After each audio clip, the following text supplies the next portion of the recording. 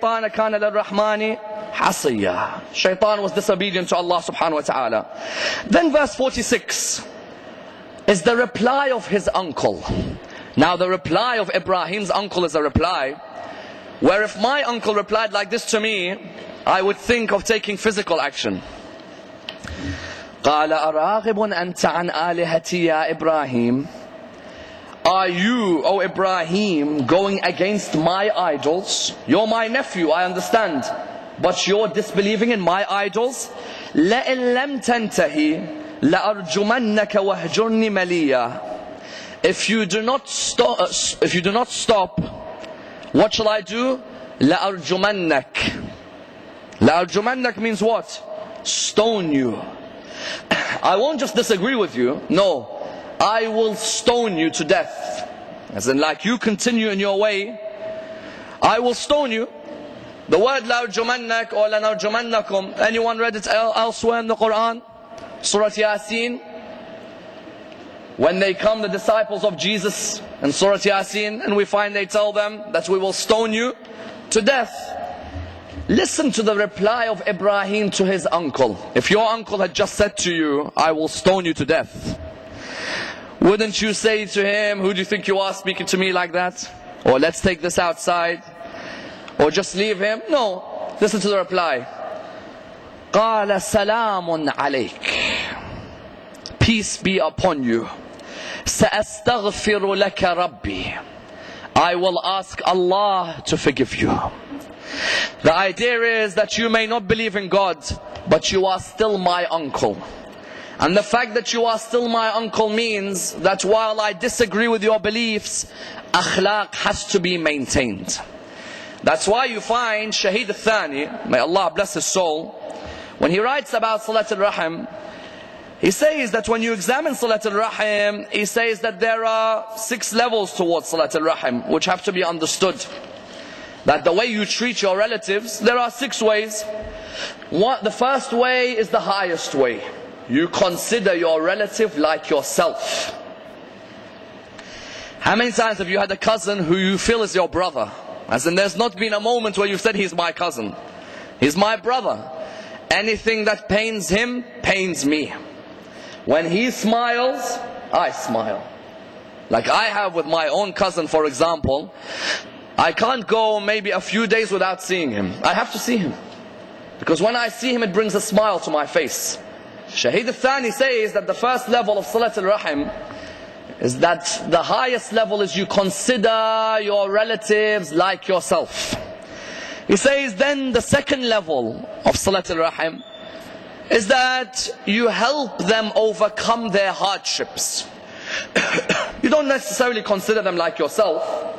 They haven't reached that level. There are some cousins we have, we're not best friends with them, but we're not enemies. But whenever they are in need, we are always ready to help, that's for sure. So he says that the second level is you help them overcome their hardships. Number 3, he says the third level, he makes a difference between overcoming hardships and economic help.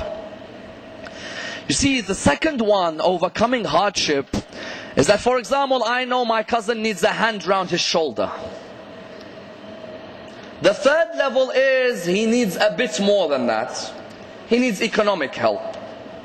You see, sometimes a hand round the shoulder, in my opinion, is greater than economic help. Because the human being, you can give him a lot of money, but money doesn't buy happiness, it rents it. It will rent it for a certain period.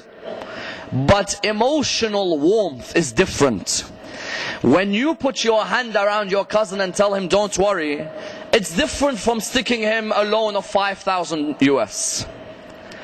5,000 US, he's going to use it, but he doesn't know whether the hearts are connected. Whereas when you put your hand around him and you let him tell you what his problems are, it's the higher level. The third level, he says, is what? Economic help. The fourth level, he says, if you don't treat him like yourself, and you haven't put a hand around his shoulder, and you're never going to economically help him, then at least help his dependents. If I don't get on with my uncle, what have his sons and daughters done wrong to me? How many of us have broken a relation with our first cousins because we don't like their father or mother? What have the children done wrong? The children are not like them. Of course, unless the children share, for example, the same opinion. Okay, you may, and I'm not saying you definitely do, you may have a point. We don't necessarily speak. But if the son and the daughter are nice people, and they always send salams to you, and they try and have good relations with you, why do you not speak to them because you don't like their father or mother? Is that the reason? Shaheed al-Thani says the fourth level is that if you're not going to treat them like yourself, and you're not going to economically help them, you're not going to put a hand around their shoulder, at least their dependents, at least help those people. The fifth level, he says, is what? The fifth level is the next group of the dependents. In-laws of your cousins or your uncles. Because remember, the in-laws are still family. How many times do you find that there are brothers who don't speak because of their wives? There are brothers who don't speak because of their wives. And there are sisters who don't speak because of their husbands. And one thing we misunderstand, we think our in-laws are not part of our womb relatives. They are.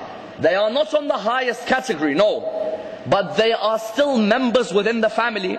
Because remember, there are certain in-laws who, when they enter your family, they become mahram. For example, when you marry, you get married, your wife, your father can see her hair. And she can be around your father. So she's become like a member of the family. You start causing friction with her parents, then you're going to start causing friction with the whole community. So the fifth level is not only the dependents, but then the in-laws. And the sixth level is whom?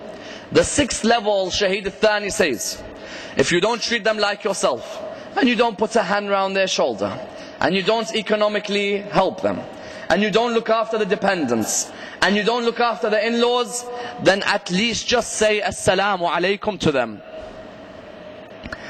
Even if you know he's not going to reply, you've done your wajib. Assalamu alaikum. He may turn his face and walk away. At least I know that when I stand on the day of judgment, Allah asks me, did you try? I said, I tried. I said assalamu alaikum. He replied, he didn't reply, that's between him and his Lord. But I, as Habil said, Inni akhaf Allah Rabbal Alameen. I fear Allah. I know there's a day He's going to make me stand. As Amir al-Mu'mineen says, the day where the feet are slippery. On that day, the feet are slipping. Whatever now you can get of a firm stand, use it now. Make it now. Because the more you make now, the more your feet are firm on that day.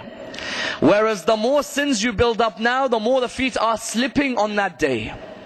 Therefore, Shaheed al-Thani tells us what?